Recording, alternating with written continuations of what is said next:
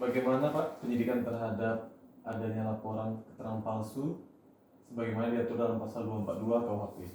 Ya, nah keterangan palsu yang dimaksud di dalam pasal 242 itu adalah keterangan palsu yang diberikan di bawah sumpah. Nah, sementara keterangan yang wajib diberikan di bawah sumpah itu hanya ada di pengadilan. Kan tidak ada keterangan misalnya orang di depan DPR, keterangan orang di depan polisi, itu kan tidak wajib sumpah. Cuman kan boleh disumpah di depan polisi. Satu-satunya pemberian keterangan yang harus di bawah sumpah itu adalah ketika keterangan disampaikan oleh para saksi di depan pengadilan. Nah, kalau keterangan di depan pengadilan itu dianggap harus benar, nah artinya di bawah sumpah itu adalah kita beranggapan bahwa satu-satunya keterangan yang sudah diberikan oleh seorang saksi di bawah sumpah itu dianggap sebagai keterangan yang benar. Yakin karena dia takut pada Tuhannya harusnya kan. Nah, kalau ternyata bagaimana? Ya bagaimanapun kan manusia ini kan, kita kan tidak semua orang percaya sama Tuhan kan mungkin kan, atau tidak takut ya sama Tuhan, berani dia mempermainkan sumpah. Nah, ketika dia berani mempermainkan sumpah, seharusnya hakim sebagai orang yang berpengalaman, orang yang sangat bijaksana dalam memimpin sidang, dia harusnya sudah dapat mengetahui. Nah, maka hakim itu dianggap sebagai ius curia nobis kan, orang yang dianggap tahu semuanya. Nah, karena dia dianggap tahu semuanya, maka hakimlah yang diberikan kewenangan oleh hukum acara pidana. Dalam hal ini dalam pasal 174 KUHP dinyatakan bahwa kalau hakim menduga keterangan di bawah sumpah itu merupakan palsu, maka hakim segera mengingatkan kepada saksi yang memberikan keterangan di bawah sumpah itu. Kalau dia juga masih memberikan keterangan palsu yang menurut hakim itu keterangannya palsu, maka hakim dapat memerintahkan panitera untuk segera membuat berita acara bahwa telah diperiksa orang ini melakukan, dan hakim langsung periksa, buat berita acara. Hakimlah yang membuat proses berita acara bahwa dia sudah memberikan keterangan palsu di bawah sumpah, dan langsung diserahkan kepada penuntut umum untuk dituntut.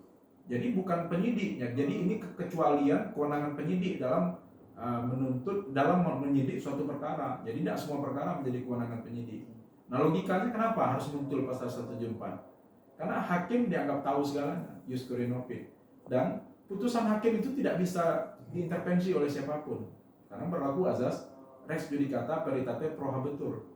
Nah, kalau penyidik sampai memeriksa keterangan palsu yang diberikan oleh seseorang saksi di hadapan hakim yang di bawah sumpah, itu seakan-akan penyidik ini mengoreksi kerja hakim, karena itu adalah kerja hakim dan tidak boleh. Jangankan penyidik ya, atau penuntut umum atau penasihat hukum, komisi yudisial aja itu tidak boleh mengoreksi kerja hakim.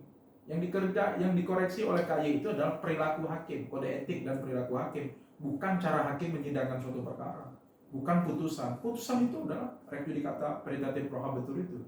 Yang boleh membatalkan putusan itu adalah pengadilan tingkat yang lebih tinggi, sampai Mahkamah Agung, sampai peninjauan kembali nanti. Nah, kalau penyidik yang diwajibkan atau diharuskan memeriksa adanya keterangan palsu di bawah sumpah, artinya penyidik akan memeriksa hakim. Bagaimana mungkin itu terjadi?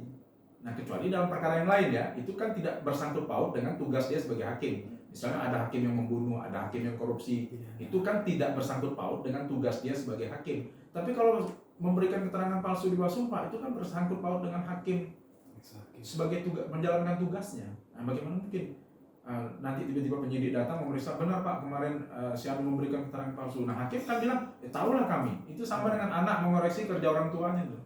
Mahasiswa mengoreksi kerja dosennya, itu kan sesuatu yang tidak etis dan tidak patut untuk dilakukan kan. Makanya ada pasal 174 ini kan, KUHP sebagai pengecualian bahwa itu kewenangan hakim langsung memerintahkan. Jadi hakim seakan-akan berperan sebagai penyidik dan langsung dilimpahkan ke penuntut umum seketika.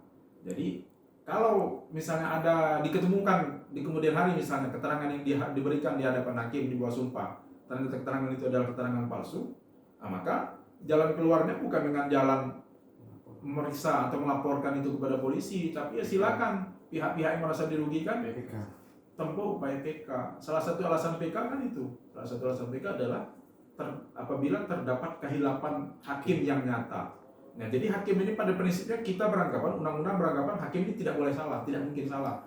Tetapi sebagai manusia, karena hakim juga manusia, maka diberikan istilahnya kehilapan yang nyata karena hakim sebagai manusia, dan itu ditinjau melalui peninjauan kembali. Nah, itu jalan keluarnya. Jadi tidak kemudian semua bisa dilaporkan kan, itu kan. Nah, kira-kira demikian. Terima kasih. Assalamualaikum warahmatullahi wabarakatuh.